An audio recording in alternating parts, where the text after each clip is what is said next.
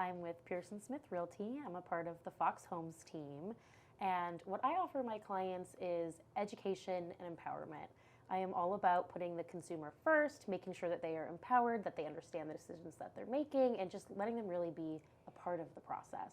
Awesome. Yeah. Can you tell me a little bit about your story as a realtor? Like, how did you get to this point? Did you always know that this was something that you wanted to do?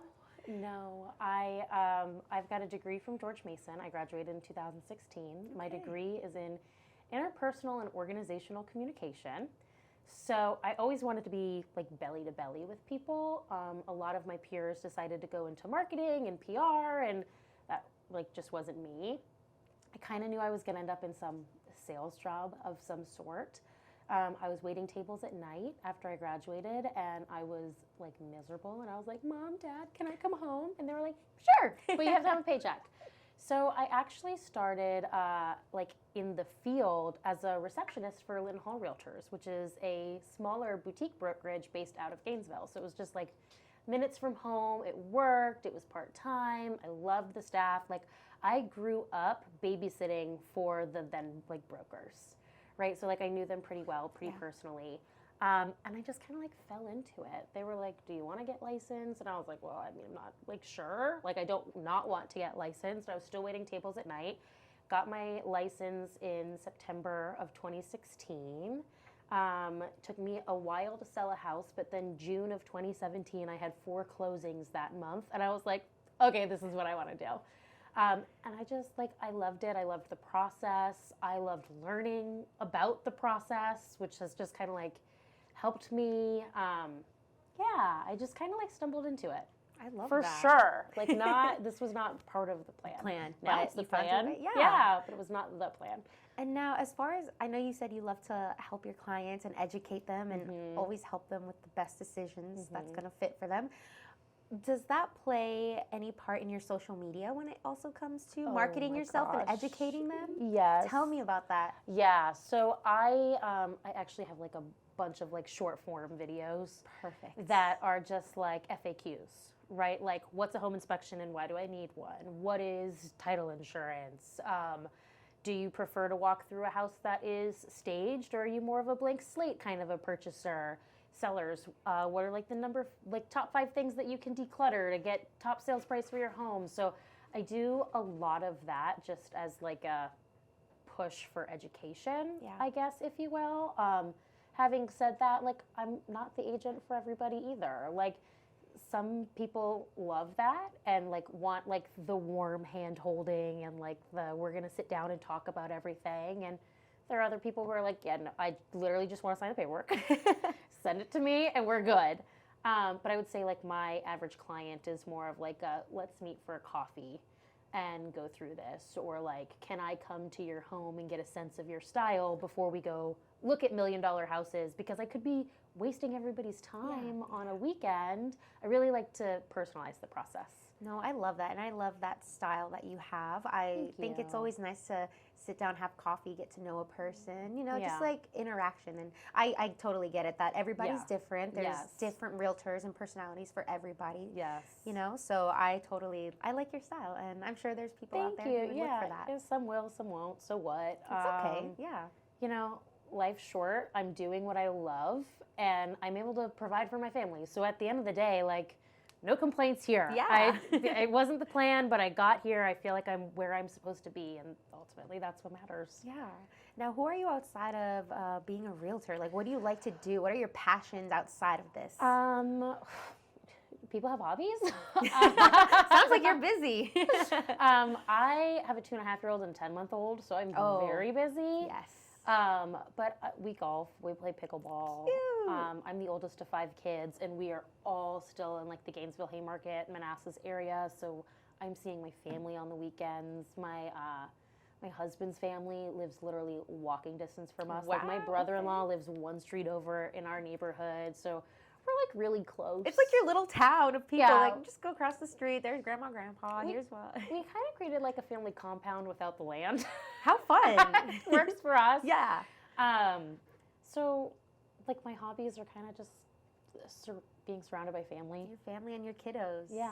Making pizza, going for picnics at the park. And Hey, those are great experiences that you're going to give your kids, and they're going to look back and be like, Mom taught us how to make these pizzas, and we were surrounded by family. Like, that's so important. Hanging out with our dogs. We got a chocolate lab and an Australian shepherd. Okay, very active dogs. There's a lot of energy in my house, girl. No, I love it. Yeah. What advice would you give to anybody who's struggling with marketing? Like, what advice would you want to give to them? Like, you know what? Turn that camera on and just do it. Yeah, just do it. It sounds kind of like morbid to say. I put off video for years. I didn't even want to do like brand photography for years. And then I realized like we all end up 6 feet under. Like, as horrible as that sounds, that's just the truth, right? Like, put yourself out there. I've been trolled one time. And that one time I was like, oh my God, I made it. Like, I think that nobody really cares. Yeah. Like, truly, like, you're overthinking it. Put yourself on camera, rip off the Band-Aid, and just start doing it. If you pump out enough content, that one video where you fumbled ends up so far down the line anyways. Like, just stay persistent. I promise you, like, the people who care, they're watching. Like, you're reaching the audience that you're supposed to reach if you just keep the content coming. And that has been, like, my biggest lesson. Like, I've only been doing this for a short while, and I can tell you, like, those first few weeks where I was doing it, I was not proud of that content. But you couldn't even find it now because it's so far down. Yay. Yeah, exactly. So just do it. Yeah, no, absolutely. Yeah, and also, like, I don't think it has to be as complicated or as expensive as people make it seem. Like, there's opportunity everywhere, and if, like, your iPhone camera can handle it. Yes, absolutely. It really can. It really can. So just start. That's great advice for anybody who feels intimidated. Like, I don't have the best camera. Just use your iPhone. Yeah.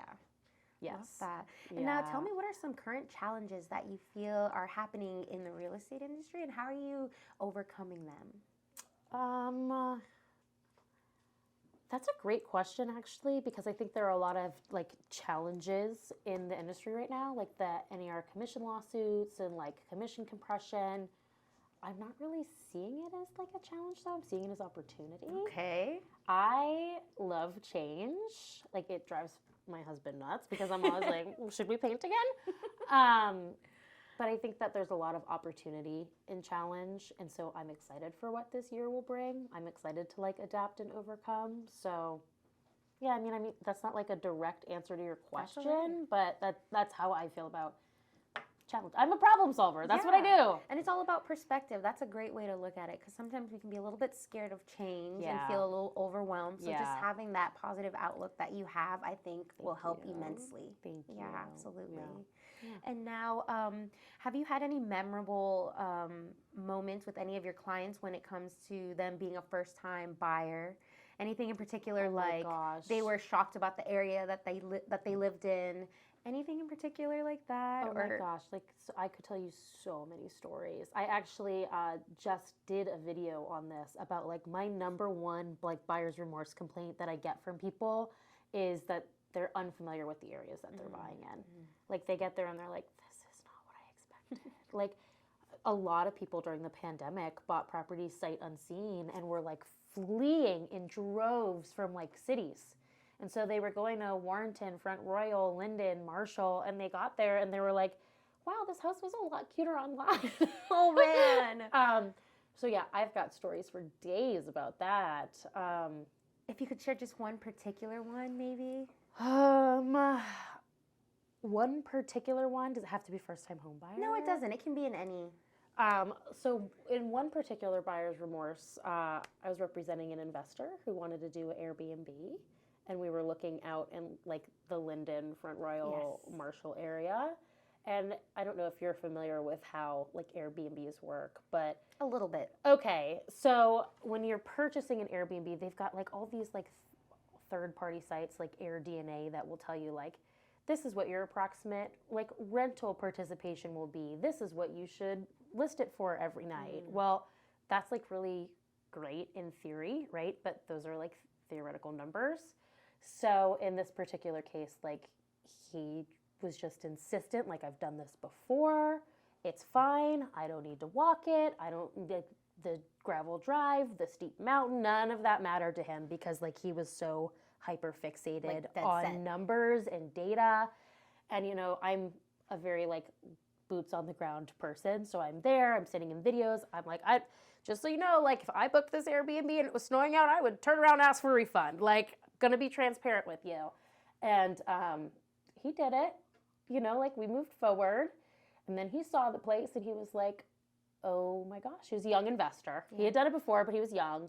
And I think it was just kind of like an eye-opening experience for him to be like, this is why we listen to our buyer's agents, right? Like, it's okay that you wanted to buy this for Maryland. It's okay that you wanted to do it this way. People do that all the time, okay? Like, that is not uncommon in our industry.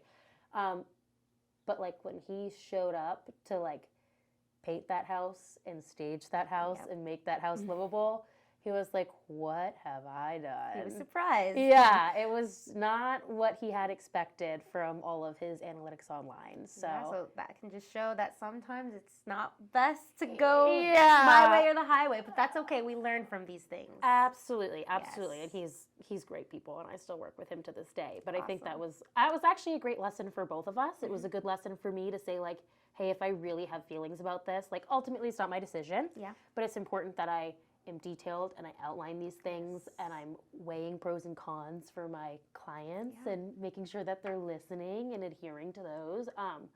It ended up working out for him, but it was just like one of those things where I was like, I don't want to say I told you so. Like I don't want to say that. No, I get it. Yeah. All right. Thank you for sharing that story. Yeah, of Appreciate course, that. of course. And now, do you have anything, like any events coming up with you, or where do you see yourself in the next 5 years that you want people to know about? Oh my gosh. I mean, we have a team event coming up at the winery. Cool. Share. We're doing a client appreciation event May 19th at Bull Run Winery from 11:30 to 6:30. There's going to be fun vendors, food, wine, the works, videographer. It'll be family friendly. It'll be awesome. We're looking forward to it. Love that. Yeah. For any of our listeners, check that out. Yeah. All right. And then my final question here is, if you could leave our listeners with any type of message, anything that's in your heart, on your mind, could be in regards to your industry, your life, family, what would that message be? Going back to what I said earlier, just do it. Stop overthinking things, whether it's getting into marketing, whether it is making the decision to buy the house, whether it's making the decision to sell the house and move to the beach. Like, you get one life. Make the most of it. I know that it's not always easy, but do the damn thing. Yes. Just do it. Amen. Yeah. Well, thank you so much for your time and for taking the time to speak with us. Thanks for having me. Of course.